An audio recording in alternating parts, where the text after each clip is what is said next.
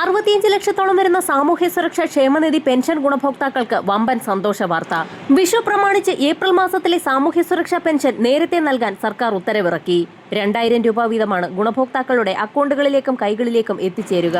തിരഞ്ഞെടുപ്പ് പെരുമാറ്റച്ചട്ടം നിലവിൽ വരുന്നതിനാൽ മാർച്ച്, ഏപ്രിൽ, മെയ് മാസങ്ങളിലെ സാമൂഹ്യ സുരക്ഷാ പെൻഷനുകളുടെ വിതരണം സംസ്ഥാന സർക്കാർ നേരത്തെ തന്നെ പ്രഖ്യാപിക്കുകയും ഉത്തരവ് പുറത്തിറക്കുകയും ചെയ്തിരുന്നു.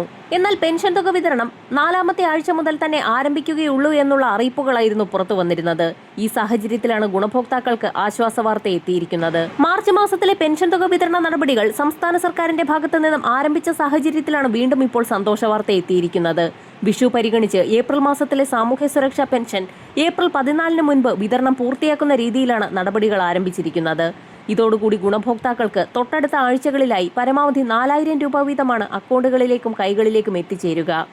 ഇന്ദിരാഗാന്ധി ദേശീയ വാർദ്ധക്യകാല പെൻഷനുകൾ, വിധവാ പെൻഷനുകൾ, ഭിന്നശേഷി പെൻഷനുകൾ, കർഷക തൊഴിലാളി പെൻഷനുകൾ, ക്ഷേമനിധി പെൻഷനുകൾ കൈപ്പറ്റുന്നവർക്ക് പുറമെ ക്ഷേമനിധി ബോർഡുകൾ വഴി പെൻഷൻ തുക സ്വീകരിക്കുന്ന ഗുണഭോക്താക്കൾക്കും 2 ഘട്ടങ്ങളിലായി 4000 രൂപ വീതം എത്തിച്ചേരും. 2 മാസത്തിലെ പെൻഷൻ തുക എത്തിച്ചേരുന്നത് ഗുണഭോക്താക്കളെ സംബന്ധിച്ചിടത്തോളം ആശ്വാസകരമായി തീരും. ഈ സാഹചര്യത്തിലാണ് കെട്ടിട നിർമ്മാണ മേഖലകളിൽ കാലങ്ങളോളമായി മുടങ്ങിക്കിടക്കുന്ന കുടിശ്ശിക തുകയിൽ 6 മാസത്തിലെ പെൻഷൻ തുക കൂടി അനുവദിച്ച് സംസ്ഥാന സർക്കാരിന്റെ ഭാഗത്തു നിന്നും ഉത്തരവ് പുറത്തിറക്കിയിരിക്കുന്നത്. 9600 രൂപയുടെ വിതരണം വിവിധ ഘട്ടങ്ങളിലായി സംസ്ഥാനത്ത് ആരംഭിച്ചു കഴിഞ്ഞു. വിഷുവിന് മുന്നോടിയായി തന്നെ 6 മാസത്തിലെ കുടിശ്ശിക ഗുണഭോക്താക്കളുടെ അക്കൗണ്ടുകളിലേക്ക് എത്തിച്ചേരും.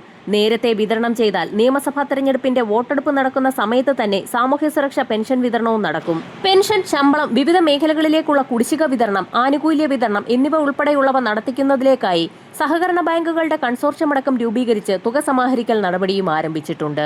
ഇതോടൊപ്പം തന്നെ സ്ത്രീ സുരക്ഷാ പെൻഷൻ ഒരു ഗഡു കൂടി വിതരണം ആരംഭിച്ചതായി സംസ്ഥാന സർക്കാരിന്റെ ഭാഗത്തു നിന്നും അറിയിപ്പുകൾ എത്തിയിരിക്കുകയാണ്.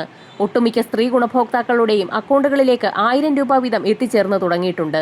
തുക എത്തിച്ചേരാത്ത ഗുണഭോക്താക്കൾക്ക് ഇന്നും വരും ദിവസങ്ങളിലുമായി തുക എത്തിച്ചേർന്നു തുടങ്ങും. ഈ സാഹചര്യത്തിലാണ് സാംസ്കാരിക പ്രവർത്തക ക്ഷേമനിധി ബോർഡ് വഴി നൽകി വരുന്ന വിവിധ ധനസഹായങ്ങൾ വർദ്ധിപ്പിച്ചു എന്നുള്ള സന്തോഷ വാർത്ത കൂടി എത്തിയിരിക്കുന്നത്.